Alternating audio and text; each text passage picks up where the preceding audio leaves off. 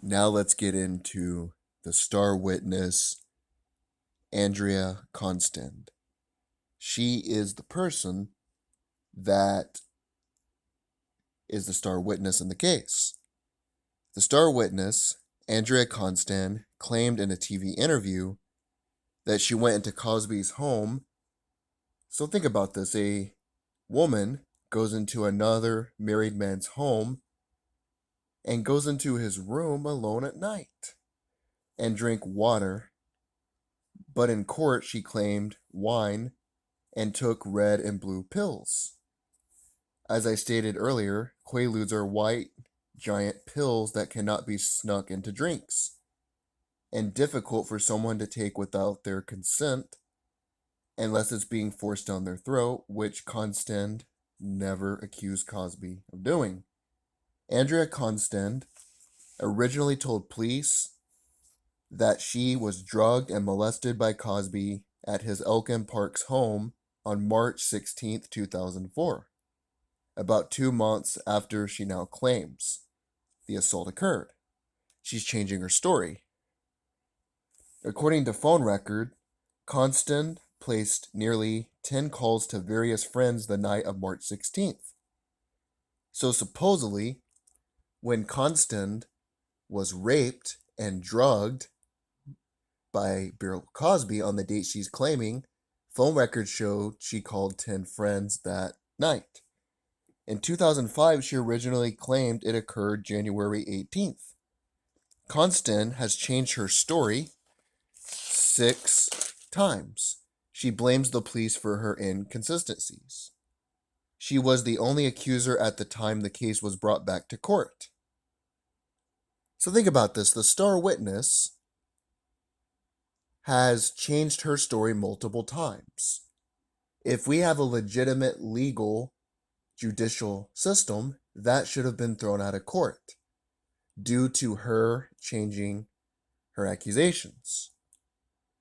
There's another accuser who is named Chloe Goins, who claimed Cosby assaulted her at an event he didn't attend. Good old Dr. Phil had Chloe Goins on his show, even though she claimed she was at a party that Bill Cosby was never at, and he never met her. Her case was thrown out of court due to being built on a false premise. Back to the star witness. Constance maintained a relationship with Cosby before and after the alleged incident. She still called Cosby and accepted favors from him after the incident.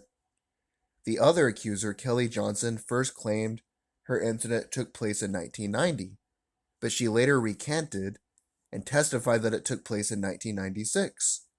Her story is Cosby gave her a white pill she didn't want to take, and she woke up with Cosby grunting behind her.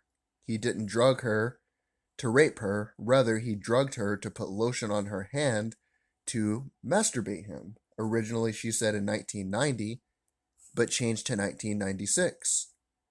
Out of the 60 accusers, a lot of them had previous cases dismissed due to inconsistencies. Constand originally claimed she never contacted Cosby after the incident, but she did. She contacted him on Valentine's Day after the incident. Constand and Johnson both have made false statements and have changed dates. Anytime you bring up one case, people say, yeah, but there's plenty of others. That's the glue holding it all together. Most of the women do not recall the dates or details of the incidents, making it difficult for Cosby to defend himself. That's the other thing. Not only do they have inconsistencies, but if somebody doesn't remember the dates or the incidents taking place, how can you defend yourself when the accusation is not even known? And like I said, when you point out these cases, which the media doesn't, people say, yeah, but you're telling me all 60 of these women are lying? When literally I can point out multiple cases of lies, inconsistencies, and some of the cases were so terrible, they were dropped. But even without all of that, Andrea Constand is the star witness. She is the one and the sole reason this is going into court. Interesting enough, 10 of the women who are accusing Cosby are represented by Gloria Allred.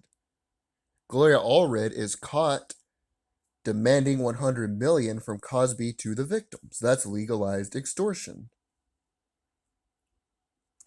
That is some of the witnesses. We will get into more of them later. But like I said, when you point these out, people say, yeah, but there's like 60 of them. All of them are not lying.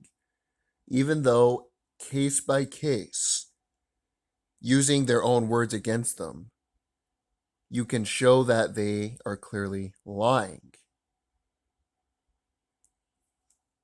In the next part, we will discuss why the Attorney General in Pennsylvania, the newly elected Attorney General in Pennsylvania, is one of the biggest dominoes to fall that led to this case being re-entered into court.